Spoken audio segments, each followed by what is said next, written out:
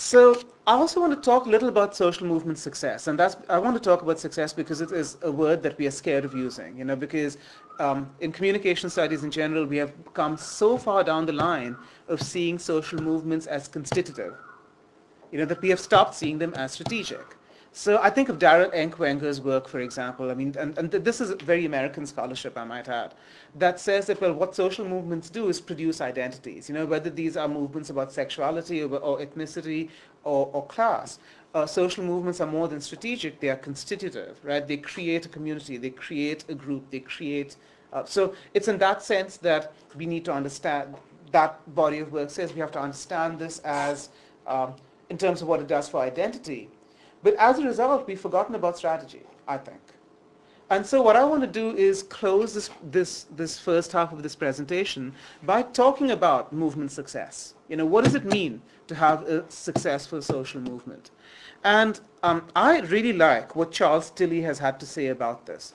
What he says is, rather than try and measure the success of a movement by its formal goals, right? So the formal goal of a movement can be incredibly abstract. It could be, I don't know, to blow up the world, right? But so rather than see whether or not that goal has been successful or not, what you try and do is evaluate movement success in terms of what he calls wonkness, right? WNC, that is worthiness, unity, numbers, and committedness.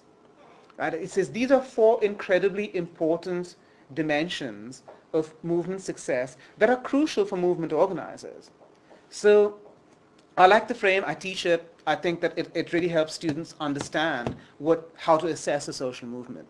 So for example, for the Transition Initiatives movement, have they been successful in communicating the worthiness of this cause? Of the importance of acting locally on both peak oil and climate change. And in a sense, the growth of the movement, I think, sort of testifies to that.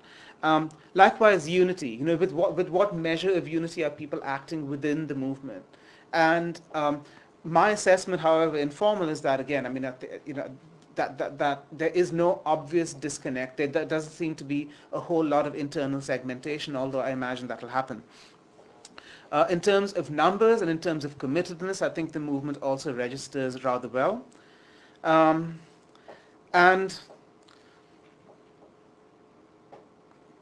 I would say that the broader potential of the transition movement, to me, though, stems from its reframing of resilience in systemic terms that paints a picture of energy descent and climate change as an opportunity for a happier and more fulfilling future, rather than merely the end of the consumption party.